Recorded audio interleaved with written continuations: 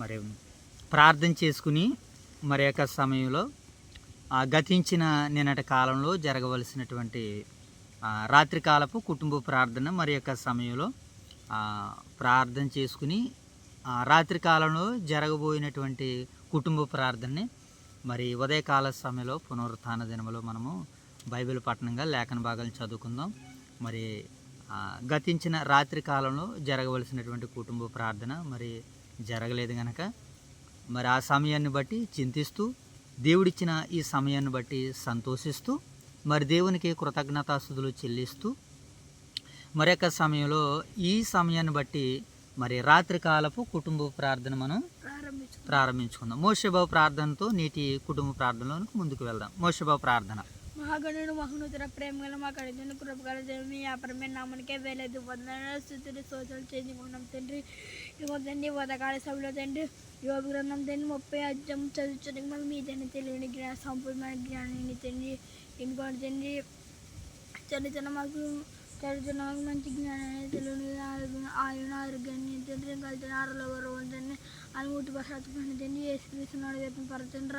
ఆమేన్. జై తల్లి ప్రార్థన గట్టిగా. ప్రార్థన ఫలితం మనం ట్రీగా దించి ట్రీగా తిండి వాక్ చదువుకున్నాం తండ్రి. ఆ వాక్ తండ్రి ఆ నుంచి అందమే పురుగుల్లో చేయి ట్రీగా తిండి వాక్య చదువుతుండగా తండ్రి. మా మొనత్తే శీలా చేయి ట్రీగా వాక్య చదువుతుండగా తండ్రి. మీద సత్యస్వామి ట్రీగా తిండి మీ మన పురాతన దిద్దులో ట్రీగా తిండి వాక్యం చదువుకున్నాం తండ్రి. ఆ వాక్ తండ్రి ఆ నుంచి అంతమే పురుగుల్లో చేయాలి తండ్రి. ఈ రోటరీగా వద్దుకు నుంచి ప్రార్థన చేస్తున్నారు వద్దుకు సంగతి దీవించాను తండ్రి. ఆ సంఘం ఇంకా మా అభివృద్ధిలోకి వచ్చేలా చేయి రోటరీగా తండ్రి. వయసు నాన్న కూడా దీవించదు అక్కడ సంఘ కాపని కూడా దీవించదండి. ఆ సంగతి ఇంకా అభివృద్ధిలోనికి వచ్చేలా చేయండి. సేవకులు దీవించే సేవకులు అంటు కూడా దీవించండి. వదులు కూడా దీవించి సేవకులు అంటు కూడా దీవించండి తండ్రి. రెండు సంఘాల్లో బోధిస్తున్న బిఎల్ రాజు అని కూడా దీవించండి. ఆయన కుటుంబాన్ని కూడా దీవించండి తండ్రి. ఆవిడ పిల్లని కూడా దీవించండి తండ్రి. ఇంకా అయితే మన రోగుల కృష్ణ పరమతండ్రి. ఆమేన్. ఏమా ప్రార్థన చేసుకుందాం. చివరగా మహాగణుడైన మా తండ్రి, మహోన్నతుడైన మా దేవ, పరిశుద్ధుడైన మా తండ్రి, మీ ప్రేమ కలిగిన నామానికే స్తుతులు చెల్లించుకుంటున్నాము తండ్రి. దేవ రాత్రికాల సమయంలో జరగవలసినటువంటి కుటుంబ ప్రార్థన మరి ఉదయకాల సమయంలో మీ కుమారుడైన మా రక్షకుడైన యేసుక్రీస్తు ప్రభువారు పునరుత్థాన దినంలో మీరు మాకు ఇచ్చిన ఈ చక్కటి భాగ్యాన్ని బట్టి నేను మిమ్మల్ని స్తుతిస్తూ సంతోషిస్తున్నాం తండ్రి. అయా మరి యొక్క సమయంలో నాయన తండ్రి మీ నాయన మా రక్షకుడైనటువంటి యేసుక్రీస్తు ప్రభుల వారి నామంలో పరిశుద్ధాత్మ ప్రేరణతో పరిశుద్ధాత్మ సహాయంతో ఈ రాత్రి కాలపు కుటుంబ ప్రార్థన మేము చేయబోచుండగా తండ్రి మీదైనటువంటి సహాయమును సహకారమును మాకు అనుగ్రహించండి. అలాగే నాయన ఇప్పటి వరకు ప్రార్థించినటువంటి బిడ్డలకు నాయన ఇరువురికి ఆయువారోగ్యాలు అనుగ్రహించండి. ప్రార్థనలోనైనా పలకవలసిన నాయన చక్కనటువంటి శ్రేష్టమైనటువంటి పదాలతో పలుకుతూ ప్రభా ప్రార్థన చేసి మిమ్మల్ని గణపరచడానికి సహాయాలు తెచ్చండి.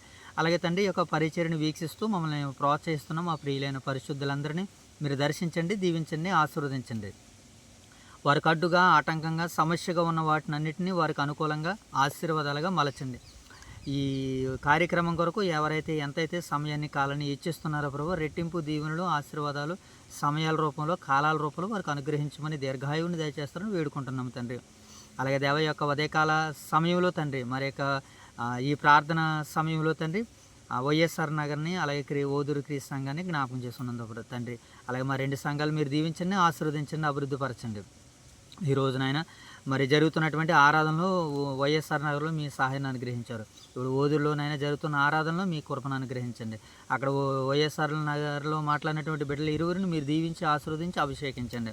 అది ఇక్కడ మాట్లాడుతున్న దైవ సేవకులు మీరుండి చక్కటి సందేశాన్ని అనుగ్రహిస్తున్నందుకు కృతజ్ఞతలు తెలుపుకుంటూ అలాగే ప్రభా మరి యొక్క సమయంలో యోబు గ్రంథం ద్వారాగా నాయన మీ సన్నిధి కాంతులు మాపై ప్రకాశింపజేస్తున్నందుకు కృతజ్ఞతలు తెలియజేసుకుంటూ యోబు గ్రంథం 30వ అధ్యాయం నేడు మా వినికిడిలో మీరు 30 60 100 ఫలింపజేయమని చదువుతున్నటువంటి ప్రతి లేఖన భాగమును నాయన తండ్రి బైబిల్ పట్టణంగా చదువుతున్న ప్రతి లేఖన భాగం మా వినికిడిలో మీరు ఫలింపజేయండి. ఆ లేఖన భాగాల వెనకాల ఉన్నటువంటి మీ మనసును అర్థం చేసుకున్న తండ్రి దాని ప్రకారంగా జీవించుటకు మీ సహాయమును సహకారమును మాకు అనుగ్రహించమని మా ప్రభువైన యేసుక్రీస్తు వారి నామములో ఈ ప్రార్థన సమర్పిస్తున్నాం మా కన్న తండ్రి.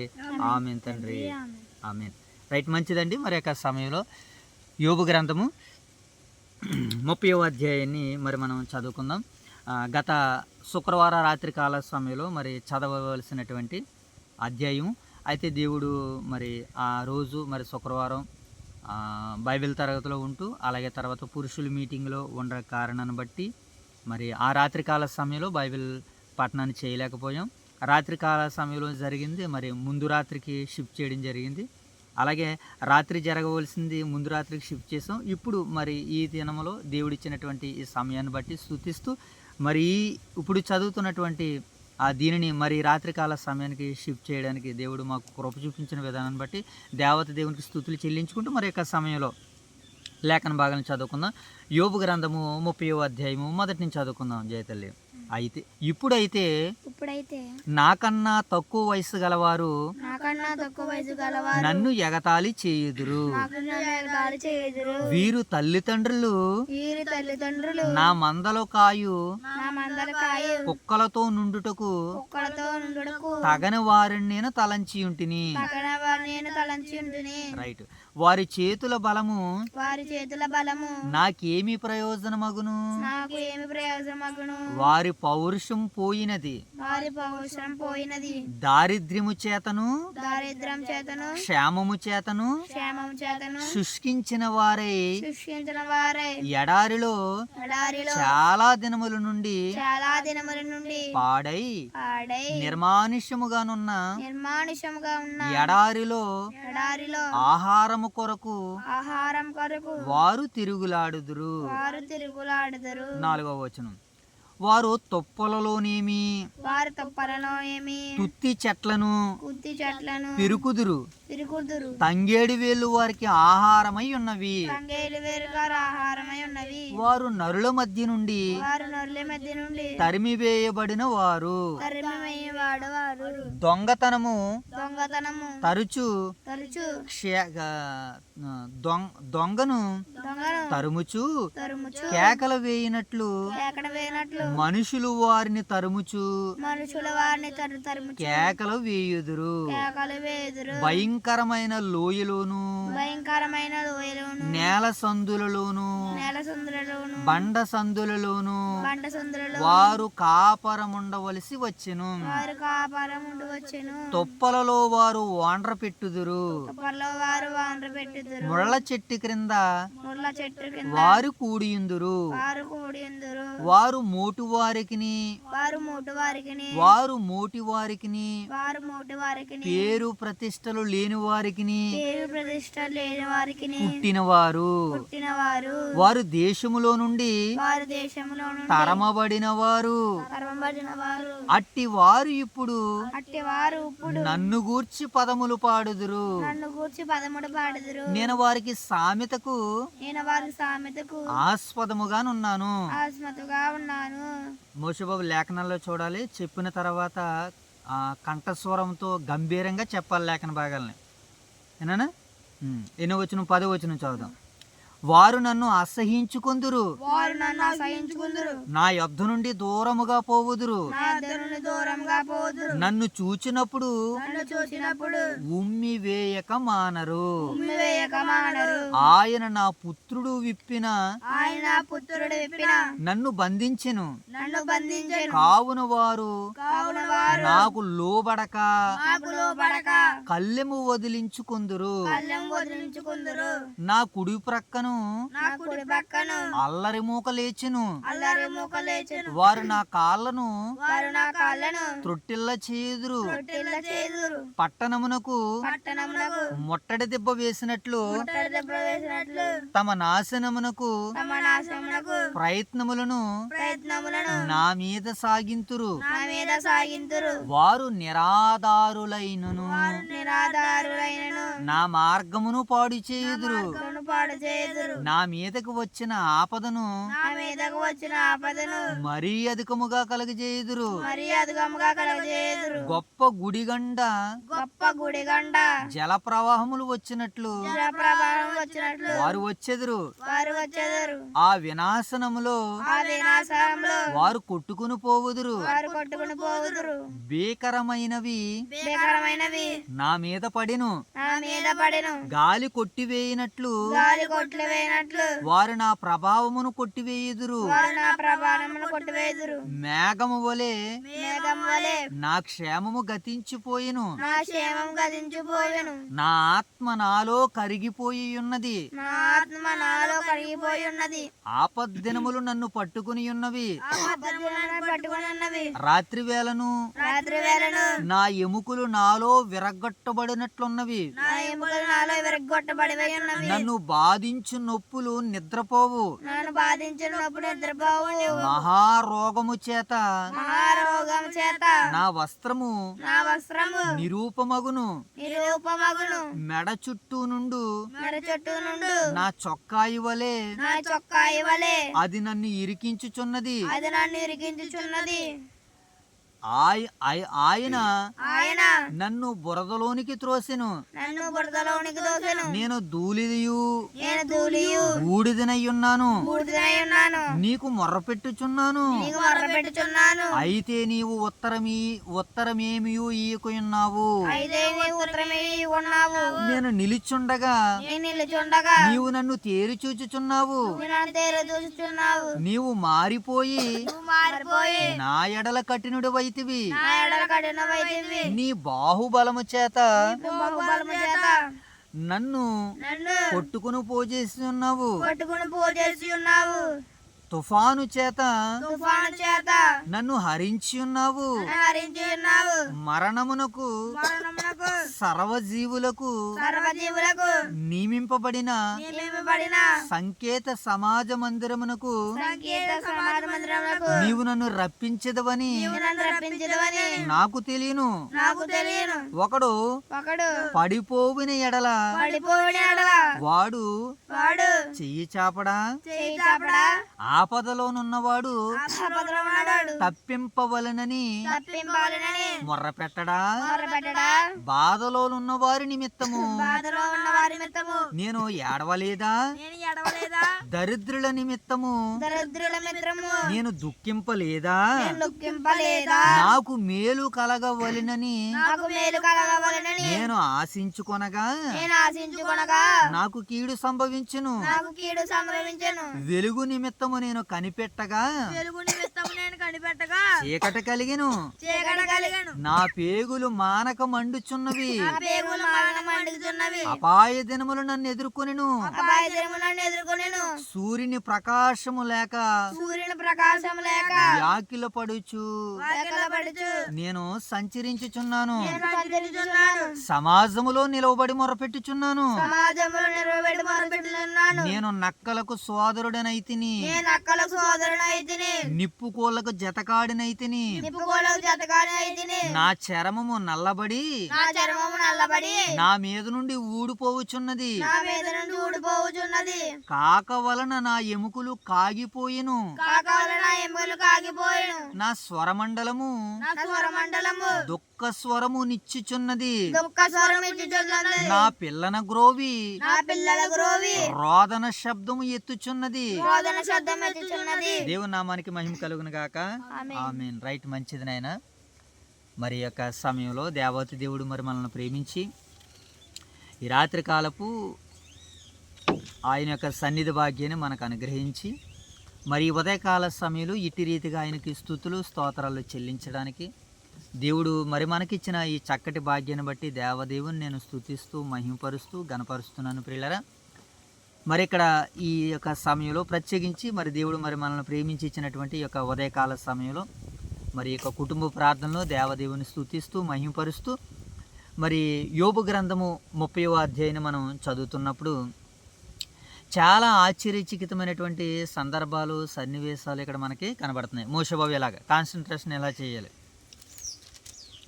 గత రాత్రికాల సమయంలో మనం యోబు గారి యొక్క 29వ అధ్యాయంలో యోబు గారి యొక్క పూర్వపు వైభవాన్ని మనం చూసాం. ఏం చూసాం నాయన మనము? యోబు గారి యొక్క పూర్వ వైభవం చూసాం. యోబు గారు పూర్వం ఎలాగున్నాడో, ప్రస్తుతం ఎలాగున్నాడో మనకు తెలుసు. పూర్వం ఎలాగున్నాడో ఆయన చెప్పాడు, ప్రస్తుతం ఎలాగున్నాడు ఆయన చాలా కష్టాల్లో, చాలా ఇబ్బందులు, చాలా సమస్యల్లో ఉన్నారు. ఆయన చాలా బాధల్లో, కష్టాల్లో ఉన్నారు. వీటిని జ్ఞాపకం చేసుకున్నాడు. అది వర్తమానం. గత కాలంలో గడిచిపోయిన కాలంలో ఆయన యొక్క వైభవాన్ని తెలియజేశాడు. ఇప్పుడు తను అనుభవిస్తున్నటువంటి బాధలను బట్టి, ఎదుటివారు మాట్లాడుతున్నటువంటి మాటలను బట్టి భవిష్యత్తును సూచించి మాట్లాడుతున్నాడు అనమాట. ఇప్పుడు 30వ అధ్యాయం. ఇంతకీ ఈ 30వ అధ్యాయంలో యోబు గారు ఏమంటున్నారో, ఎలా అంటున్నారని ఈ యోబు గ్రంథం మనం 30వ అధ్యాయాన్ని అర్థం చేసుకోవడానికి ప్రయత్నించేద్దాం మనం జాగ్రత్తగా. ఇప్పుడు ఈ యోబు గ్రంథం 30వ అధ్యాయం మనకు అర్థం కావడానికి దీనిని ఒక 4 భాగాలుగా మాట్లాడుకుందాం. మోషే బాబు ఎన్ని భాగాలుగా మాట్లాడుకుందాం? 4 భాగాలుగా మాట్లాడుకుందాం. మొదటి భాగం, మొదటి 1వ వచనం నుంచి 14వ వచనం వరకు ఇతరులు యోబుని ఎగతాళి చేస్తున్నారనమాట. ఎన్ని వచనం దాకా? 1 నుంచి 14వ వచనం వరకు యోబు గారిని ఎగతాళి చేస్తున్నారు. ఇది మొదటి భాగం. ఇప్పుడు రెండో భాగాన్ని చూద్దాం. 15వ వచనం నుంచి 19వ వచనం వరకు దేవుడే నాకు ఈ శ్రమ కలిగించాడు అంటున్నాడు. ఎవరు కలిగించాడట నాయన యోబు గారికి శ్రమ? దేవుడే కలిగించాడని చెప్తున్నాడు. ఎన్నో వచనం నుంచి? 15వ వచనం నుంచి 19వ వచనం వరకు. ఇక మూడవ భాగాన్ని మనం చూద్దాం. 20వ వచనం నుంచి 25వ వచనం వరకు యోబు దేవునికి మొర్ర పెడుతున్నాడు అనమాట. యోబు గారు ఎవరికి మొర్ర పెడుతున్నారు మోషే బాబు? దేవునికి మొర్ర పెడుతున్నాడు. ఇది ఎన్నో భాగము? మూడో భాగం. ఇక చివరిగా 4వ భాగాన్ని చూద్దాం. యోబు తన బాధను గురించి చెప్పుకుంటున్నాడు.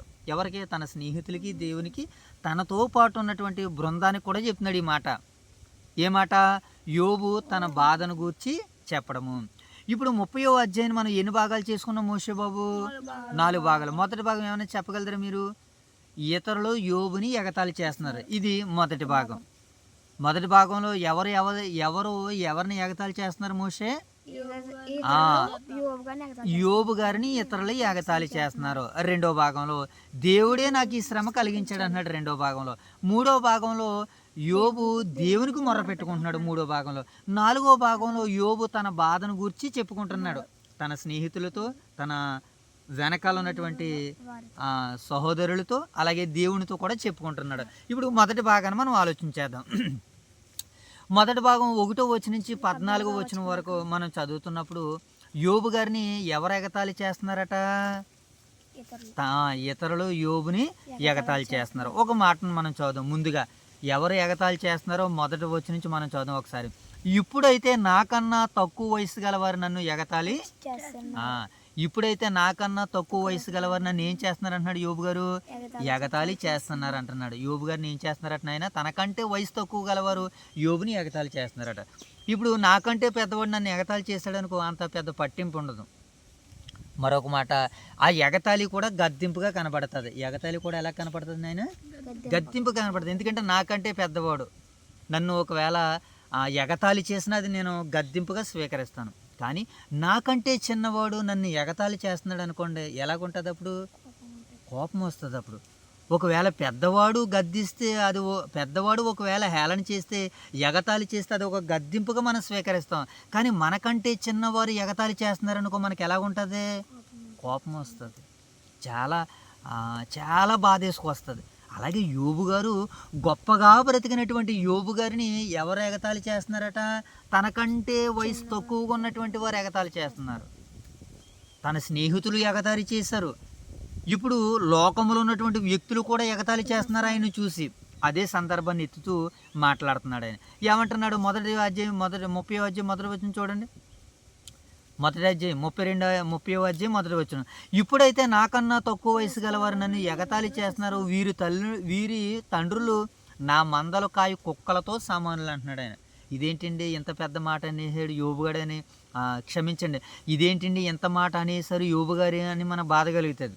యేసుక్రీస్తుల వారు అన్నారు కదా, చిన్న బిడ్డలు నా దగ్గరికి ఆటంకపరచకుండా వారు నా దగ్గరికి రానియండి అన్నారు. అంటే యోబు కంటే తక్కువ వయసు ఉన్నటువంటి వారిని యోబు ఏమంటున్నాడు మరి? వారి తల్లిదండ్రులు ఎలాంటి వారట? వీరి తల్లిదండ్రులు నా మందలకాయ కుక్కలతో నుండుటకు తగన వారిని నేను అనుకుంటున్నాను అన్నాడు. అంటే తన మందల కాసే కుక్కల దగ్గర కూడా కుక్కల తగని వారని యోబు గారు మాట్లాడుతున్నారు. కారణం ఏంటంటే ఆయన ఎగతాళి చేసే విధానాన్ని యోబు గారు ఇక్కడ జ్ఞాపకం చేసుకుంటున్నాడు. ఇప్పుడు ఒకసారి కీర్తన 88:8 వచనం కూడా చదువు చూడండి ఒకసారి. కీర్తన 88:8 వచనం చదువు ఒకసారి. కీర్తనల గ్రంథము 88వ అధ్యాయం తీసాం మోషే బాబు. 88వ అధ్యాయము 8వ వచనం చదువు ఒకసారి. అక్కడ ఏమని రాయబడింది? యోబు గారిని ఎగతాళి చేస్తున్నారు అనుకున్నాం కదా. 88:8 నా నెలవరులు నాకు దూరముగా నీవు ఉంచి ఉన్నావు, నీవు వారి దృష్టికి నన్ను హేయినగా ఎంచున్నావు, వెలుపలికి రానల్లకుండా నేను బంధింపబడి ఉన్నాను. వెలుపలికి రాకుండా నేను ఎలా ఉన్నాను అన్నాడు, నీవు వారి దృష్టికి నన్ను హేయినగా చేసి ఉన్నావు, నా నెలవరులు నాకు దూరంగా ఉన్నారు కనుకనే యోబు గారి దగ్గర వెనక ముందు ఎవరు లేరు కనుకనే ఎగతాళి చేస్తున్నారు. ఇది ఒక రకం ఎగతాళి చేయడానికి కూడా. మన వెనకాల ఇంకా దందు ఉన్నారనుకోండి, మన వెనకాల జనం ఉన్నారనుకోండి, ఎగతాళి చేయడానికి భయపడతారు. కారణం ఏంటి తెలుసా, వీడిని ఎగతాళి చేస్తే వీడి వెనకాల వీడి కొడుకు వస్తాడేమో, వీడి కూతురు వస్తుందేమో, వీడి తల్లి వస్తుందేమో, వీళ్ళ నాన్న వస్తాడేమో, వీళ్ళ భార్య వస్తుందేమో, వీళ్ళ అమ్మ వస్తుందేమో, వీళ్ళ నాన్న వస్తాడేమో అని భయపడతారు. అలా భయపడలేదంటే గల కారణం ఏంటి తెలుసా, యోబు వెనకాల ఇప్పుడు ఎవరు లేరు. ఎందుకంటే తన బిడ్డలు చనిపోయారు, తన భార్య దూరంగా ఉంది, తన పనివారు చనిపోయారు, తన స్నేహితులు ఏలం చేస్తున్నారు. యోబు ఒక్కడు ఉన్నాడు ఇప్పుడు. ఇది సమయం. అందుకని యోబుని ఏం చేస్తున్నారు, వీళ్ళందరూ కలిసి ఎగతాళి చేస్తున్నారు. ఒకసారి 109:6 కూడా చదువునాను. 109:6 చదువుదాం. కీర్తనల గ్రంథము 109:6 తీసావా జయగాడు? కీర్తనల గ్రంథము 109:6లో మనకు రాయబడినటువంటి మాట, వాని మీద భక్తిహీనుని అధికారిగా నుంచుము. ఎవరి మీద? యోబు గారి మీద, యోబు అనుభవిస్తున్నటువంటి బాధల మీద. ఇక్కడ ఒక మాట మనం ప్రవచనంగా తీసుకుంటే, ఏమండి, భక్తిహీనుని మీద, భక్తిపరుడి మీద భక్తిహీనుని అధికారిగా నుంచోమనుకోండి, వాడికి ఎలాగుంటుంది?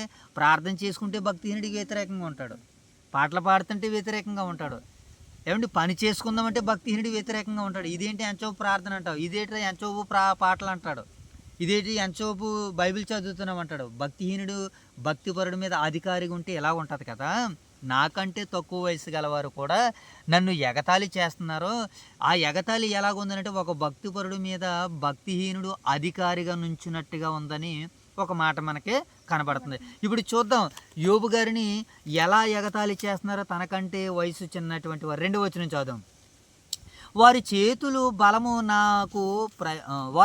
బలము నాకేమి ప్రయోజనము, వారి పౌరుషం పోయినది, దారిద్ర్యము చేతను క్షేమము చేతను శుష్కించిన వారై ఎడారిలో చాలా దినములుండి పాడైపోయి నిర్మానుష్యముగా ఉన్న ఎడారిలో ఆహారం కొరకు వారు తిరుగులాడుదురు. చూద్దాం యోబు గారిని, మోషేబాబు ఎలాగా యోబు గారిని ఎవరో ఎలాంటి వారు ఎగతాళి చేస్తున్నాడో వాళ్ళ యొక్క చరిత్ర చెప్తున్నాడు యోబు. ఎగతాళి చేయాలంటే అవతల వాడు కూడా ఒక మంచి డిగ్నిటీ ఉండాలి. ఏంటనే వెరీ గుడ్. ఎదుటివాడి కూడా ఒక కెపాసిటీ ఉండాలి ఎగతాళి చేయాలని అంటేనే. కానీ యోబుని ఎగతాళి చేసేటువంటి వారు ఎలాంటి వారట? ఏమండి, వారు ఎలాంటి వారు చెప్తున్నారు? 4వ వచనం, వారు తుప్పల్లోని తత్తి చెట్లు వలె పెరుగుదురు, తంగేడు వేలు వారికి ఆహారమైన, వారు నరుల మధ్య నుండి తరిమివేయబడిన వారు, వారు దొంగను తరుముచు కేకలు వేయినట్లు మనుషులు వారిని తరిమి కేకలు వేయుదురు. భయంకరమైన లోయలోను నేల సందుల్లోను బండ సందుల్లోనూ వారు కాపురం ఉండవలసి వచ్చును. అలాంటి వారు యోబుని ఎగతాళి చేస్తున్నారట. పెద్ద బంగ్లాలో ఉన్నవాడు ఎగతాళి చేశాడు అనుకో, ఒరే సరేరా నీకంటే పెద్ద బంగ్లా కట్టి నేను చూపిస్తానంటాడు చిన్నోడు. ఏమండి, ఒక్కొక్కడు ఎగతాళి చేస్తాడు తనకు ఉన్నటువంటి వైభవాన్ని బట్టి, వాడికి ఉన్నటువంటి ధనాన్ని బట్టి, డబ్బును బట్టి, స్థలాలను బట్టి, పొలాలను బట్టి ఎగతాళి చేస్తూ ఉంటుంటాడు. ఎగతాళి ఎందుకు చేస్తారో తెలుసా మోసపోవు కొంతమంది? నాకు కొత్త బండి ఉంది, ఒరే నీకు లేదు కాదురా అని ఎగతాళి. కొత్త బండి ఉంటే కొత్త బండిగా ఉన్నట్టుగా ఉండు. అదే కొత్త బండితో ఒకవేళ అనుకోకుండా ఎవరి మీదన్నా వెళ్ళి నువ్వు అన్ఎక్స్పెక్టెడ్గా ఏదైనా గాయం అయితే ఏం చేస్తావు? పరిస్థితి ఏంటి? అప్పుడు ఏమైనా ఎగతాళి చేస్తావు? అందుకనే మనకున్న వస్తువులను బట్టి మనం ఏం చేయకూడదు తెలుసా? ఎగతాళి చేయకూడదు. ఎదుటివాడిని ఎగతాళి చేయకూడదు. మన ఎదుటివాడికి గోతులు తీస్తే దేవుడు మనకు నూతులు తీస్తాడు. గోతులో పడిన వాడు తిరిగి లేవడానికి అవకాశం ఉంటుంది, నూతులో పడిన వాడికి ప్రాణం పోవలసిందే. కనుక ఎగతాళి విషయంలో చాలా జాగ్రత్తగా ఉండాలి మోషేబాబు. ఎవరిని దయచేసి జైతల్లి ఎవరిని ఎగతాళి చిన్నగా చూడకుండా, ఎవరిని ఎగతాళి చేయకండి. మీరు ఒకరి చేత ఎగతాళి పడినా పర్వాలేదు, మంచిది. కానీ మనం ఎదుటి వారిని ఎగతాళి చేయకూడదు. కొంతమంది తింటూ ఎగతాళి చేసుకుంటుంటారు, కొంతమంది నోరుతో ఎగతాళి చేస్తూ ఉంటారు, కొంతమంది వండుతూ ఎగతాళి చేస్తూ ఉంటుంటారు. అలా ఎగతాళిని మనము చేయకూడదు. యోబును అలా ఎగతాళి చేసిన వారందరూ కూడా ఎలాంటి వారట?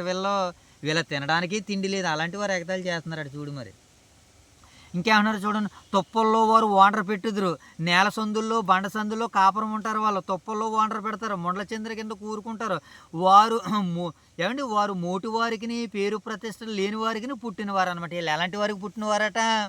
మోటోళ్ళకు పుట్టినటువంటి వారు, పేరు ప్రతిష్టలు లేనటువంటి వారు పుట్టినటువంటి వారు. అలాంటి వాళ్ళు ఎగతాళి చేసినా మనలాంటి వాళ్ళని పట్టించుకోకూడదు జైతులేమా. కొంతమందికి క్యారెక్టర్ లేనివారు, అడ్రస్ లేనివారు ఎగతాళి చేస్తారు. అలాంటి వారు ఎగతాళిని అస్సలు మనం స్వీకరించకూడదు, పట్టించుకోకూడదు. ఒకవేళ ఆ ఎగతాళిని కానీ మనం తీసుకుంటే మన నాశనానికి మనమే ఉత్తరవాదులు. మన ఎదుటివారిని చూసి ఆశీర్వదించే వారిగా ఉండాలి తప్ప అసూయ పడేటువంటి వారిగా ఉండకూడదు. ఇక్కడ ఈ సందర్భాన్ని బట్టి, యోబు గారిని బట్టి. కానీ యోబు గారిని ఎలాంటి వారు ఎగతాళి చేస్తున్నారో చూడండి. వారు నన్ను చూసి అసహ్యించుకుందరు, నా యొద్ద నుండి దూరంగా పోతున్నారు, నన్ను చూసి ఉమ్ము వేస్తున్నారట. వాళ్ళు ఏం చేస్తున్నారట? ఈ ఎగతాళి బాగా ఎక్కువైపోతే తర్వాత వచ్చేది తెలిసి ఏడు తెలుసా మోషే బాబు? ఉమ్ము, కాండ్రికి ఉమ్ము వేసుకుంటూ ఉంటుంటారు. ఎందుకు వచ్చింది ఈ పరిస్థితి? తిన్నది వంట పడక, ఏమండి తిన్నది అరిగించుకోలేక, అంతేనా? యేసుక్రీస్తుల వారిని కూడా ఏం చేశారు? ఆయన్ని సిలువ వేశారు. సిలువ వేయడానికి ముందు శ్రమలు పెట్టారు, తిట్టారు, కొట్టారు. ఇవి సరిపోక మరలా మొఖాన్న ఉమ్ము ఊసారు ఆయన ముఖం మీద. ఏంటి వాళ్ళ శాడిజం? పక్కన ఉమ్ము వీస్తేనే మనం తట్టుకోలేకపోతున్నాం కదా, ముఖం మీద ఉమ్ము వీస్తే. దావీదు మహాపరాక్రమ బలవంతుడు, ఏమండి యుద్ధంలోనికి వెళ్తే 10,000 మంది తలని నేల కొరిగించేవాడు. కానీ ఒకానొక సమయంలో ఒకడు అంటున్నాడు, దావీదుని ఎగతాళి చేస్తున్నాడు. ఏమని ఎగతాళి చేస్తున్నాడు? చీ పో అని ఒక ఆయన, షిమి అనేటువంటి ఒక ఆయన ఎగతాళి చేస్తున్నాడు. ఏమండి చిన్న పిల్లలండి, ఎలీషా ప్రవక్తను బోడివాడ అని ఎగతాళి చేస్తున్నాడు. అప్పటికే ఆకలితో బంగారు తల్లి, ఆడ ఎలుగుబంటి, మగ ఎలుగుబంటి కూడా కదా మరలా శుభ్రంగా వచ్చి వాళ్ళందరినీ అలా ఉంటుంది అనమాట. ఎగతాళి అనేటువంటిది మనము చేయకూడదు. ఈ సందర్భాన్ని బట్టి యోబు గారిని వాళ్ళు ఎలా ఎగతాళి చేస్తున్నారట? ఇంకా కింద మాటలు చదువుతాం చూడండి. ఆయన నా త్రాడుని విప్పి నన్ను బాధించును, కావును వారు నాకు లోబడక కళ్ళెము వదిలించుకుందరు. నా కుడి ప్రక్కన అల్లరమూకలు వేస్తుందట. యోబు గారి పక్కన ఎవరు లేస్తున్నారట? నాయన అల్లరమూకలు వేస్తుంది అంటున్నాడు. పట్టణమునకు ముట్టడి దెబ్బ వేయనట్లు తమ నాశనమునకు ప్రయత్నములను నా మీద, యోబు గారి మీద తమ నాశనానికి ప్రయత్నాలు చేస్తున్నారట. ఇప్పుడు యోబు గారి మీద చేస్తున్నటువంటి ప్రయత్నాలు వారి మీద నాశనానికి రావడానికే. అలాగే మనం కూడా ప్రయత్నాలు చేయకూడదు. అది ఎక్కడెట్టాలి, ఇది ఎక్కడ చేయాలని ఆలోచన మనకే దేవుడి దైవాలు రానకుండా మనల్ని ఆపునుగాక. ఆమేన్. వారు నిరపరాధులైనను నా మార్గమును పాడు చేస్తున్నారట. యోబు గారికి ఎందుకు కోపం వస్తుంది? ఆయన ఏ మార్గం వెళ్తుంటే ఆ మార్గానికి అడ్డుగా ఎడుతున్నారట. మనం కూడా మన సహోదరునికైనను అడ్డం పెట్టకూడదు అన్నది. గుడ్డువానికి అడ్డంగా వేయొద్దు అని నిన్న మనం చదువుకున్నాం మోషే బాబు. గుడ్డువానికి ఏం చేయకూడదట? అడ్డం వేయకూడదు అన్నాడు. ఇక్కడ కూడా యోబు గారి మార్గాలకి ఏం చేస్తున్నారట? పాడు చేస్తున్నారు. నా మీదకు వచ్చిన ఆపదను మరీ అధికముగా కలుగజేస్తున్నారు. గొప్ప గండిగుడు గుండా జలాప్రవాహం వచ్చినట్లు వారు వచ్చేదురు, అవి నాశనములు వారు కొట్టుకుని పోదురు, అవి నాశనములు వారే కొట్టుకుని పోతారు అని అంటున్నాడు యోబు గారు. కనుక యోబు గారికి ఏం చేస్తున్నారు వీళ్ళందరూ కూడా? యోబు గారిని చూసి ఇతరులు యోబుని ఏం చేస్తున్నారట నాయన? ఇతరులు యోబుని ఎగతాళి చేస్తున్నారు. 30వ అధ్యాయము 1 నుంచి 14 వచనాల వరకు ఈ సందర్భం మనకి సెలవిస్తుంది. ఇప్పుడు 15వ వచనం నుంచి 2వ భాగాన్ని మనం చదువుకుందాం. 15వ భాగం 2వ భాగం ఏంటి? దేవుడే నాకు ఈ శ్రమ కలిగించిన అంటున్నాడు యోబు గారు. యోబు గారు ఏమంటున్నాడు మోషే బాబు? దేవుడే నాకు ఈ శ్రమను కలిగించాడు అన్నాడు. 15వ వచనం నుంచి మనము 19వ వచనం వరకు చదువుకుందాం. 15వ వచనం నుంచి 19వ వచనం వరకు ఏమండి ఒక మంచి సందర్భాన్ని మనం చూసుకుని మనం ముందుకు వెళ్దాం. చదువుదాం. ఇప్పుడు 15వ వచనం చదువుదాం ఒకసారి. గాలి కొట్టివేయబడినట్లు వారు నా ప్రభావమును కొట్టివేయుదురు. గాలిని కొట్టివేయనట్లు, గాలిని ఎవడన్నా కొట్టగలడా? కొట్టలేడు. అలాగే యోబు ప్రభావాన్ని కూడా ఎవడో కొట్టలేడు. కొట్టాలి అని అంటే ఏం చేయాలి తెలుసా? క్రికెట్ ఆడాలి. 200 రన్ కొట్టాడు. ఏది? వన్డే మ్యాచ్లో. అది రికార్డ్. అది ఆ రికార్డ్ని తిరగరాయాలంటే 202, 250 కొట్టి నువ్వు చూపించు. అలా కొట్టినవాడు అవతల వాడి ప్రభావాన్ని ఒకవేళ రీచ్ అవ్వచ్చు. యోబు గారి ప్రభావాన్ని కూడా కొట్టాలనుకుంటున్నాడు. ఎవరో కొట్టడం వల్ల కాదు, కొలతలు కొలుస్తారు. మొన్న ఒక ఆయన వచ్చారు కదా మనకి, మన చర్చ్ యానివర్సరీ డే ఓపెనింగ్కి. ఆయన 7,500 మెసేజ్లు చేశాడట. ఎన్ని మెసేజ్లు మోషే బాబు? 7,500 మెసేజ్లు. మన దైవశాఖలు బిఎల్ రాజు గారు కూడా చేశారు. సుమారు 1,000 5,000 మెసేజ్లు ఉంటాయని. నా ఇన్వెస్టిగేషన్లో 5,000 మెసేజ్లు ఉంటాయి ఆయన. మనకి చూద్దాం, భవిష్యత్తులో దేవుడు అనుగ్రహిస్తే. మనం కొలతలు వేసుకోవద్దు ప్రస్తుతానికి, ఏనన్నా. అలా మనం ప్రభావాన్ని ఏం చేయాలి? ఇప్పుడు రీచ్ అవ్వాలి. యోబు గారి ప్రభావాన్ని గాలిని ఎవడో కొట్టలేడు, యోబు గారి ప్రభావాన్ని కూడా ఎవడో కొట్టలేడు. మన దైవ సేవకులు కూడా రాగడ దినాల్లో ఎన్ని మెసేజ్లు చేయాలంటే 10,000 మెసేజ్లు చేయాలి. అప్పటి వరకు దేవుడు ఆయన పూర్వ ఆయు ఆరోగ్యాలతో అనుగ్రహించి సుఖ సంతోషాలతో ఆయన నింపి ఆయన ఆనందాలతో ఉంటే అనేక సందేశాలు బయటకు వస్తాయి. అట్టి ఆనందాలని సంతోషాలని దేవుడు వారికి అనుగ్రహించును గాక. నీతిమంతుని తల మీదకి ఏమండి, ఒక్కొక్కరు తల మీదకి ఏమంటారు? నిత్యానందం వారి తలల మీద ఉంటుంది. నిత్యానందం ఎప్పుడైతే ఉన్నదో పరిశుద్ధ గ్రంథంలో నుంచి అనేకమైనటువంటి దివ్యమైనటువంటి సంగతులు సమాజానికి సంఘానికి అందించడానికి దేవుడు మన సేవకులకి దేవుడు ద్వారాలను తెరిచును గాక. ఆమేన్. ఇప్పుడు యోబు గారిని ఏమంటున్నారు చూడండి, అక్కడ వాళ్ళు ఏమంటున్నారట? గాలి కొట్టివేయనట్లు వారు నా ప్రభావం కొట్టివేదురు, మేఘం వలె నా క్షేమము గతించిపోయిన, నా ఆత్మ నాలో కరిగిపోయి ఉన్నది. ఆపద్దినములు నన్ను పట్టుకుని ఉన్నవి, రాత్రి వేళ నా ఎముకలు నాలో విరగొట్టబడినట్లు ఉన్నవి. నన్ను బాధించు నొప్పులు నిద్రపోతలేదట. బాధకి ఏమి లేదట మోషే బాబు, బాధకి ఏముండదు నాయనా, నిద్ర ఉండదు. ఒకసారి బాధ రావాలే కానీ ఆ బాధకి నిద్ర ఉండదు. మనిషికి నిద్ర ఉంటుందేమో కానీ బాధకి నిద్ర ఉండదు. రోగగ్రస్తులకి నిద్ర ఉండదు. రాత్రి అంతా నిద్ర లేవు, నిప్పులు లేవండి అంటారు. రాత్రి అంతా ఏం లేవట. ఈ మధ్యకాలంలో నానమ్మగారి బలహీనతను బట్టి మన ఇంట్లో వాళ్ళందరికీ ఏముంటలేదు, అత్తయ్యలందరికీ నిద్రలో నిప్పులు ఉండట్లేదు. యోబు గారికి కూడా ఎలాగుందట? నన్ను బాధించు నొప్పులు నిద్రపోవు, మహారోగము చేత నా వస్త్రము నిరూపమగును, మెడ చుట్టూ నుండి నా చొక్కా ఇవ్వలే అది నన్ను ఇరికించుచున్నది. ఆయన నన్ను బురదలోనికి త్రోసివేసును, నా ధూళి బూడదునే నేనున్నాను. నేను నీకు మొర్రపెట్టుచున్నాను, అయితే నీవు నాకు ఉత్తరం ఏమి కొన్నావు అని అంటున్నాడు. ఆయన మొర్రపెడుతున్నాడట, దేవుడు ఏం చేయట్లేదట. అబ్రహాం గారు కూడా మొర్రపెట్టాడు కదా, ఆదికాండము 18:27లో మొర్రపెట్టుకుంటాడు. ఇదిగో బూడిదని, ఇదిగో ధూళి వంటిని, ఇది మరొకసారి నీకు మొర్రపెట్టుకుంటున్నాను దేవా. అక్కడ ఒకవేళ 10 మంది నీతిమంతులు ఉంటే వాళ్ళని కాపాడు తండ్రి, అక్కడ ఒకవేళ 50 మంది ఉంటే కాపాడు తండ్రి, అక్కడ 40 మంది ఉంటే కాపాడు, 30 మంది ఉంటే కాపాడు, ఇదిగో ధూళిని ఇదిగో నన్ను జ్ఞాపకం చేసుకుంటున్నాడు. అలాగే యోబు గారు కూడా దేవుని వేడుకున్నాడు ఆయన. ఇది రెండో భాగంలో ఏమని చెప్పుకుంటున్నాడు దేవుడికి యోబు గారు? దేవుడే నాకు ఈ శ్రమ కలిగించినని చెప్పుకుంటున్నాడు రెండో భాగం. ఇక మూడో భాగాన్ని మనం చూద్దాం. మూడో భాగం ఏంటి? యోబు దేవునికి మొర్ర పెడుతున్నాడు. ఇప్పుడు మూడో భాగంలో ఏం చేస్తున్నాడు ఆయన? మొర్ర పెడుతున్నాడు. ఎన్నో వచనం నుంచి స్టార్ట్ అవుతుంది మనకి? 20వ వచనం నుంచి చూద్దాం. యోబు గారు దేవునికి ఎలా మొర్ర పెట్టుకుంటున్నాడు ఏనా? యోబు దేవునికి ఎలా మొర్ర పెట్టుకుంటున్నాడో మనము కొన్ని మాటలు చూద్దాం. 20వ వచనం చూద్దాం. నేను నీకు మొర్రపెట్టుచున్నాను, అయితే నీవు నాకు ఉత్తరం ఏమి ఇవ్వకున్నావు. నేను నిలుచుచుండగా నీవు నన్ను తేరి చూచుచున్నావు. నీవు మారిపోయి నా ఎడల కఠినుడు వైతివి. ఏమైపోడట ఇతని ఎడల దేవుడు? యోబు గారికి ఇంకా తెలియదు కదా మరి. ఆయన కరుణించి ఎంతగా కరుణిస్తున్నాడో యోబు గారికి ఇంకా తెలియదు కదా. అంటాడు మనకి ఎలా వాక్యాలు మనం ఇందాక చూసాం కదా. ఆయనకు అనుదినము నూతనంగా వాత్సల్యత పుడుతుందట. ఎవరికైనా దేవునికి అనుదినంగా నూతనంగా ఆయనకు వాత్సల్యత పడుతుంది. ఆ వాత్సల్యతను సంపాదించుకునేవారు ఎవరు?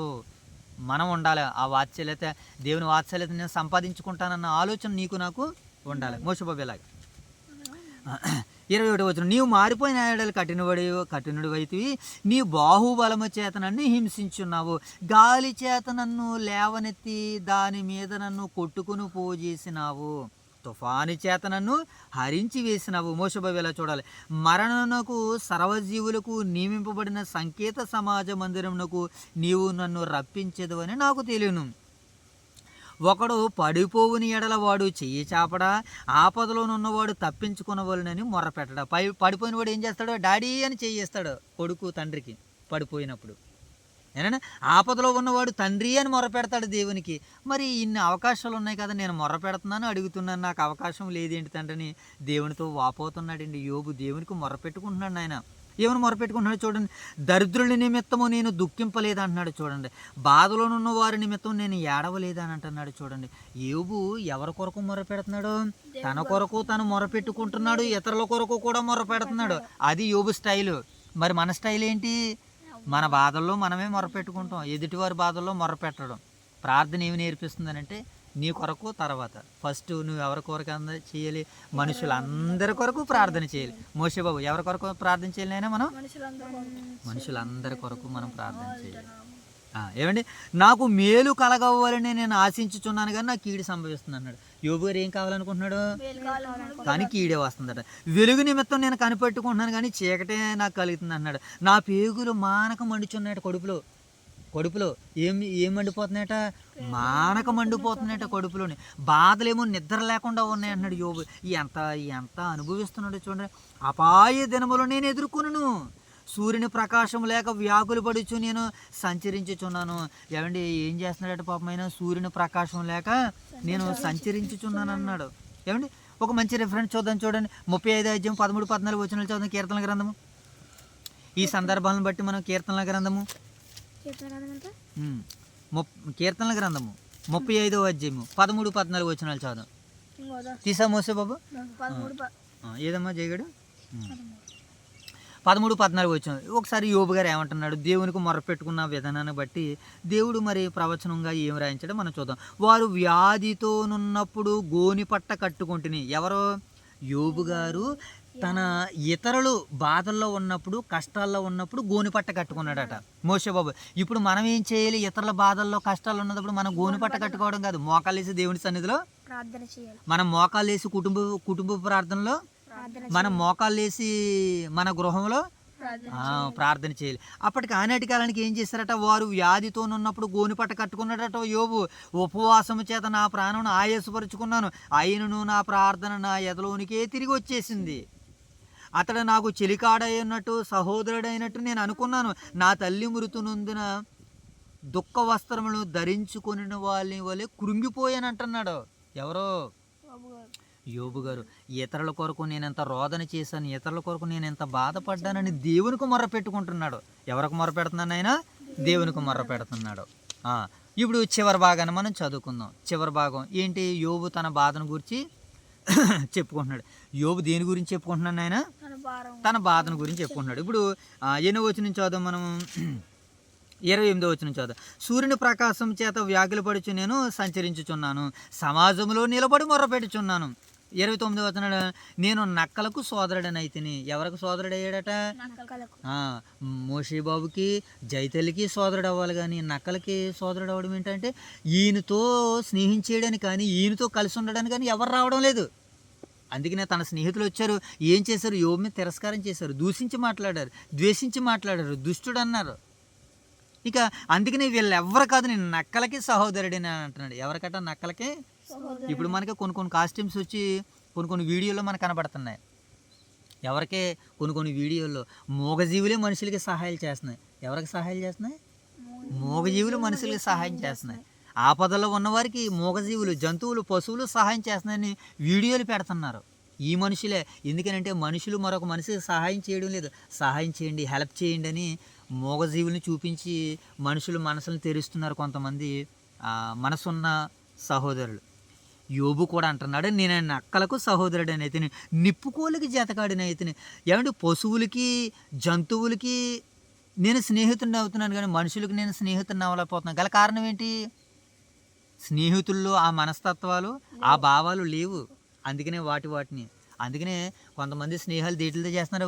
వ్యక్తులతో మానేసి కుక్కలతోటి, పిల్లులతోటి, వాటితోటి జతలు చేస్తున్నారు. ఇక యోబు గారు చివరికి ఏమంటున్నారు చూడండి. నా చర్మము నల్లబడి నా మీద నుండి ఉడికిపోవచ్చున్నది, కాక వలన నా ఎముకలు కరిగిపోయిను, నా స్వరమండలము దుఃఖస్వరము వినబడుచున్నది, నా పిల్లను గ్రోవి రోదన ధ్వని చేయుచున్నదని యోబు గారు తన బాధనంతటిని చెప్పుకుంటున్నాడు అన్నమాట. యోబు తన బాధను గురించి చెప్పుకుంటున్నాడు, తన వెనకనున్న వారితో చెబుతున్నాడు, తనను అంటున్న సద్విమర్శ చేస్తున్నటువంటి స్నేహితులను చూసి అంటున్నాడు.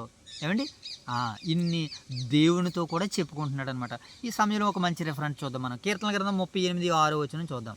42:9 మోషే బాబును అక్క కీర్తన 38:6 వచనం నేను చదువుతాను. నువ్వు 42 అధ్యాయం 9 వచనం ఎక్కడమ్మది? 38:6. ఇక్కడ ఏమన్నాడు చూడండి. నేను శ్రమ చేత మిక్కిలి కృంగి ఉన్నాడట. యోబు ఎలా ఉన్నాడట నాయన?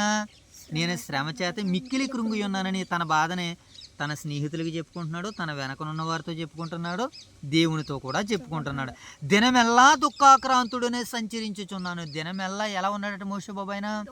దుఃఖాక్రాంతుడే. నువ్వు కూడా నేను నుంచి కొద్ది బాధపడుతున్నాడు తమ్ముడు. ఏమన్నా మోషేబాబు నిన్న నుంచి బాధపడుతున్నాడు, దుఃఖపడుతున్నాడు. కారణం ఏంటి? కాలుకి దెబ్బ తగిలింది అనమాట, మూలుగుతున్నాడు. అంతకుముందు ఓ హూహా అంటే తిరిగిపోడు, దెబ్బ తగలగానే మూలుగుతున్నాడు. ఇక్కడ కూడా భక్తిపరుడు అంటున్నాడు, దినమెల్లా దుఃఖక్రాంతుడిని అయితేనట. కానీ మోషేబాబుకి నిన్న ఇయ్యాల, మళ్ళీ ఇంకో 2 రోజులు ఉంటే తగ్గిపోతుంది. మళ్ళీ ఇంకో దెబ్బ తగిలించుకుంటే మళ్ళీ బాధపడతాడు. అంతకుముందు దెబ్బ తగిలించుకున్నాడు, బుర్రకు దెబ్బ తగిలించుకున్నాడు, కొన్ని దినాలు బాధపడ్డాడు. కనుక అలా తగిలించుకోకుండా మనం జాగ్రత్తగా దేవుని ఆధీనంలో ఉండాలి. ఏమండి, ఉపాధ్యాయుల ఆధీనంలో ఉండాలి. నువ్వు తీసావునైనా 42 ఇలాగే 43 2 చేయగలడు నువ్వు ఇప్పుడు. 42 9 42 9 మంచి రిఫరెన్స్ చదువుదాం అనుకున్నాం కదా పిల్లరా. 42 9 కావున నీ వేళ నన్ను మర్చున్నావు. యోబు గారు దేవునితో వాళ్ళందరితో చెప్తున్నాడు అన్నమాట. కావున నీ వేళ నన్ను మర్చున్నావు, శత్రు బాధ చేత నేను దుఃఖాక్రాంతుడనే సంచరించవలసి వచ్చినేమి. నా ఆశ్రయదుర్గమైన నా దేవునితో నేను మనవి చేయుచున్నాను, నా ఆశ్రయదుర్గము నా దేవునితో నేను మనవి చేయుచున్నాను అంటున్నాడు. చూసావు నాయన. అండ్ కనుక యోబు ఇన్ని రకాలుగా ఇన్ని రీతిలుగా మరి మొర్ర పెట్టుకుంటున్నాడు దేవునికని మనకు అర్థమవుతుంది. ఇదే కీర్తన గ్రంథము 43 2 చదువుదాం. 43 2 చదువుదాం. నీవు నాకు దుర్గమైన దేవుడువు, నన్ను త్రోసివేసితివేమి. నీవు నాకు దుర్గమైన దేవుడువు, నీవు నన్ను త్రోసివేసితివేమి. త్రోస్తాడు దేవుడు, మరలా త్రోసిన దేవుడే మరలా మనల్ని లాగుతాడు. లాగే అవకాశం దాకా మనం ఉండాలి, లాగే అవకాశం కొరకు మనం ఎదురు చూడాలి. ఏమండి, ఇలా మరి యోబు గారు యొక్క బాధ మనకు అందరికీ అర్థమవుతుంది కదా. అలాగే 102వ అధ్యాయము ప్రియులారా 3వ వచనం చదువుదాం. ఇదే కీర్తన గ్రంథము 102వ అధ్యాయము ఒకసారి 3వ వచనం చదువుదాం. ఏమని రాయబడిందాక, పొగ ఎగిరిపోవునట్లు నా దినములు తరిగిపోవచ్చున్నది, పొయ్యిలోనిది కాలిపోయినట్లు నా ఎముకలు కాలిపోవచ్చున్నది. యోబు అంటున్నాడు, నా ఎముకలు కాలిపోతున్నాయి. అంత బాధను అనుభవిస్తున్నాడండి. కారణం ఏంటి ప్రియులారా? ఆ దేవుడు యోబుని పరీక్షిస్తున్నాడు కనుక. యోబుని ఏం చేస్తున్నాడు ఆయన? దేవుడు పరీక్షిస్తున్నాడు. మనం ఎలాగ ఉండాలి? ఒక మాట ఉంది మనకు బైబిల్ గ్రంథంలో, శోధన సహించువాడు ధన్యుడు. ఎవరు ధన్యుడు అట్నైనా? శోధన సహించేవాడు ధన్యుడు. ప్రభు తను ప్రేమించే వారిని ఏం చేస్తాడంటే పరీక్షిస్తానన్నాడు. కనుక పలు రకాల పరీక్షలు ఇప్పుడు యోబుకు పరీక్షలు వచ్చినాయి. ఆ యోబు తన పరీక్షలన్నింటిలోనూ కూడా నిలబడ్డాడు. చివరిగా విలాప 4:8 మనం చదువుదాం. విలాప 4:8 మనం చదివితే అక్కడ ఒక మంచి మాట మనకు కనబడుతుంది. విలాప 4:8 తీసావునా? Very good. ఇలాగే నువ్వు 5:10 చూడు జైతులు ఒకసారి. 4:8 ఏమంటున్నాడు ఇక్కడ? విలాప 4:8లో, అట్టి వారి ఆకారము బొగ్గు కంటే నలుపాయను. యోబు గారి ఆకారం ఎలా అయిపోయిందో తెలుసానైనా? బొగ్గు కంటే నలుపు అయిపోయింది. అంటే అలా అంటే నల్లగా మాడిపోయాడని కాదు, కానీ తన బాధ, తన ఆవేదన బొగ్గులా అయ్యిందని. కడుపులో ఎలకలు పరిగెడుతున్నాయి అంటాం కదా. కారణం ఏంటి? ఆకలి వేసేటప్పుడు మన బాధని చెప్పుకునేటువంటిది. చాలా ఆకలేసేస్తుంది డాడీ, చాలా ఆకలేసేస్తుంది మమ్మీ, అంకుల్, ఆంటీ అని మనం అడుగుతాం కదా. అలాగే ఇక్కడ ఈ మాట కూడా, అట్టి వారి ఆకారం బొగ్గు కంటే నలుపాయను, వారిని వీధుల్లో చూసి వారిని గుర్తుపట్టలేక వారి చర్మము వారి ఎముకలను అంటుకొని ఉన్నది, అది ఎండి కర్ర వంటి దాయను. అది ఎండిపోయి ఎలా అయిపోయిందంటే మోషే బాబు, కర్ర వంటి దానికి అయిపోయిందని యోబు తన గోడును తన బాధను వ్యక్తం చేసుకుంటున్నాడు. కనుక మరి యోబు గ్రంథం 30వ అధ్యాయం మనకి ఏం తెలియజేస్తుందంటే, ప్రస్తుతం ఆయన అనుభవిస్తున్నటువంటి శ్రమలో బాధలు మనందరితో మాట్లాడుతున్నాయి. మరి అంతకుముందు ఆయన దేవుడిచ్చినటువంటి ఆనందాన్ని ఆయన దేవుడిచ్చినటువంటి ఆనందాన్ని అంతటిని ఒకసారి పూర్వం వైభవాన్ని ఆనందించాడు, సంతోషించాడు. కానీ మరి ప్రస్తుతం కొన్ని బాధల్లో ఉన్నాడు, కొన్ని కష్టాల్లో ఉన్నాడు.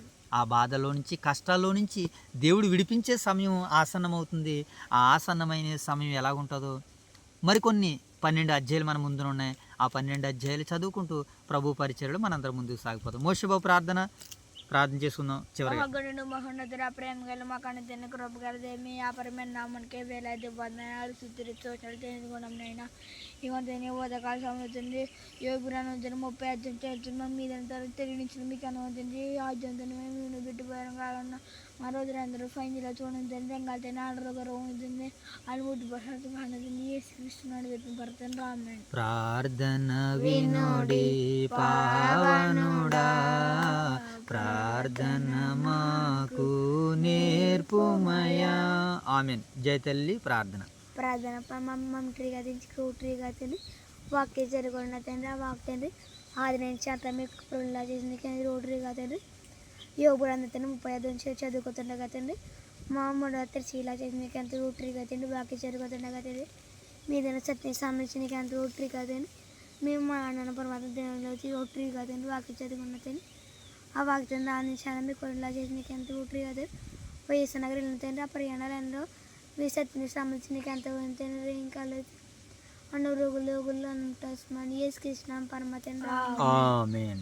ఏమా దన్న వినుడి పావనుడా ప్రార్థన మాకు నేర్పుమయా. మహాగణుడైన మా తండ్రి, మహోన్నతుడైన మా దేవ, పరిశుద్ధుడైన మా ప్రేమగల తండ్రి, మీ దయగలిగిన నామానికే స్తుతులు చెల్లించుకుంటున్నాం దేవా. ఈ ఉదయకాల ఈ మధ్యాహ్న కాల సమయంలో మీ సన్నిధి భాగ్యాన్ని మాకు అనుగ్రహించి మీ సన్నిధి కాంతులు మాపై ప్రకాశింపజేసి యోబు గ్రంథం 30వ అధ్యాయం ద్వారా ధారాళంగా మీరు మాతో మాట్లాడి మమ్మల్ని బలపరిచి స్థిరపరిచి మీ మహిమ కొరకు నిలబెట్టినందుకు కృతజ్ఞతలు తండ్రి. ఇంతవరకు జరిగిన పరిచర్ని బట్టి నాయన మిమ్మల్ని మనసారా హృదయపూర్వకంగా స్తుతిస్తున్నాము తండ్రి. అయ్యా యొక్క పరిచర్ని వీక్షిస్తున్నటువంటి ప్రియులైన పరిశుద్ధులందరూ మీరు దర్శించండి, దీవించండి, ఆశీర్వదించండి తండ్రి. నాయన యొక్క పరిచర్య కొరకు వారి విలువైన సమయాన్ని కేటాయిస్తుండగా నాయన అది నిమిషాలు కావచ్చు తండ్రి, సెకన్లు కావచ్చు నాయన వారికి రెట్టింపు సమయాలను దయచేయండి. ఈ పరిచర్య ద్వారాగా వారికి ఉన్నటువంటి సమస్త బలహీనతల్లో నుంచి బలపరచండి, సమస్త వ్యాధి బాధల్లో నుంచి లేవనెత్తండి, మీ మహిమ కొరకు వాడబడేటట్టుగా చేయండి. వారికి ఏ ఏ విషయాల్లో భయపడుతూ నాయన ఆందోళన గురవుతున్నారో ఆ భయాల్లో నాయన ధైర్యాన్ని తెచ్చండి, ఆందోళనలో ఆలోచనలను అనుగ్రహించండి. మీకు మహిమకరంగా నీ బిడ్డలో బ్రతికేటట్టుగా నాయన మీ యొక్క పరిశుద్ధాత్మను మెండైన దీవెనలతో నింపమని వేడుకుంటూ ప్రార్థన చేస్తున్నాం తండ్రి. మీకు వందనాలు ప్రభా. తండ్రి మధ్యాహ్న కాల సమయంలో మా యొక్క స్థానిక సంఘాలని దర్శించండి, దీవించండి, ఆశీర్వదించండి నాయన తండ్రి. ఓదూరు వైఎస్ఆర్ నగర్లో ఉన్నటువంటి జంట సంఘాలను జ్ఞాపకం చేసుకున్నాం. జంట సంఘాలకి నాయకత్వ బాధ్యతలను తండ్రి, సంఘ కాపరి బాధ్యతలను, ఉపదేశ బాధ్యతలను, దైవజనుల బాధ్యతలను నెరవేరుస్తున్నటువంటి మా ప్రియులు దైవజనులు రాజుగారిని, రాణి గారిని దీవించి ఆశీర్వదించి వారికి ఇచ్చిన ఇద్దరు బిడ్డలు మీరు బలపరచండి, భద్రపరచండి. మీ స్వార్థలో సేవలో తండ్రి నలుగుతున్నారు, కరిగిపోతున్నారు ప్రభు. వారికి ఆయు ఆరోగ్యాలను గ్రహించండి, బలాలను దయచేయండి, శక్తులను దయచేయండి, ఆనందాలను దయచేయండి, సంతోషాలను దయచేయండి. అలాగేనైనా వారి కుటుంబాలతో అనేక కుటుంబాలు మేము మా కుటుంబాలన్నీ వెలిగేటట్టుగా మీ కొరకు బ్రతికేటట్టుగా మీ ఎదుట మేము యాజక సేవ చేసేటట్టుగా మమ్మల్ని నిలబెట్టారు ప్రభు. మీకు కృతజ్ఞతలు. మమ్మల్ని నిలబెట్టిన ఈ విధానాన్ని బట్టి నాయన తండ్రి మీ సన్నిధిలో మరీ ఎక్కువగా మీకు లోబడుతూ భయపడుతూ వారిని మరింతగా ప్రేమించేటట్టుగా మీ సహాయాలు మాకు అనుగ్రహించమని వేడుకుంటున్నాం తండ్రి. అలాగే ప్రభు ఇంతవరకు జరిగిన ఈ యొక్క పరిచర్ని మీరు దీవించి ఆశీర్వదించి కాచి కాపాడమని తండ్రి. మరొక పర్యం ప్రభు మీ సన్నిధి భాగ్యాన్నిచ్చి ప్రభు మీ సన్నిధిని బట్టి నన్ను మేము ఆనందించి సంతోషించే భాగ్యాన్ని దయచేయమని మా రక్షకుడును మీ ప్రియకుమారుడును మా ప్రభు యేసుక్రీస్తు వారి నామములో ఈ ప్రార్థనలో మీకు సమర్పిస్తున్నాం మా కన్న తండ్రి. ఆమేన్ తండ్రి, ఆమేన్ తండ్రి. అందరికీ వందనాలు. May God bless you all, love you all, thank you.